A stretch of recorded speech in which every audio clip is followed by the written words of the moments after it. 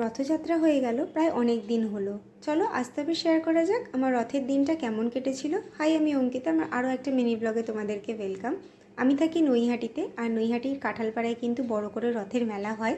আমার ঠিক জানা নেই যে আর কোথায় কোথায় মেলা হয়, তবে আমি এইটুখানি জানি যে শান্তিপুরেও বেশ বড় করে রথের মেলা হয়। আচ্ছা, তোমরা কোথা থেকে আমার ভিডিওটা দেখছো কমেন্ট সেকশনে কিন্তু একটু জানিও। ছোটোবেলায় রথের মেলায় গিয়ে বায়না বলতে দুটো: এক, হাত ভর্তি ছাপ মেহেন্দি পরিয়ে দিতে হবে, আর দুই, অনেক অনেক কাচের ছুরি। তখন কাচের ছুরি পরতে না ভীষণ ভালো লাগতো। আস্তে আস্তে যখন বড় হলাম, আমার ভাই আমার থেকে ছোট ছিল, ভাই অনেক খেলনা কিনতো, কিন্তু আমি বুঝেই পেতাম না যে আমি কী কিনবো।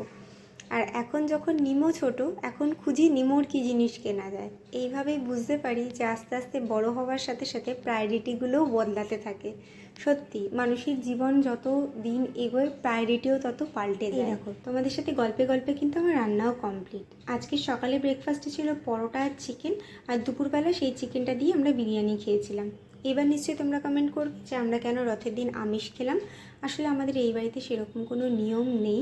আর নিমোর পাপা প্রথমে বলেছিল নিমোর জন্য রথ এনে দেবে, বাট আমি সেটাতে আপত্তি করেছি, কারণ আমার মনে হয় যে জগন্নাথ ঠাকুর বা কোনো ঠাকুরকে নিয়েই কোনো রকম ছেলে খেলা চলে না।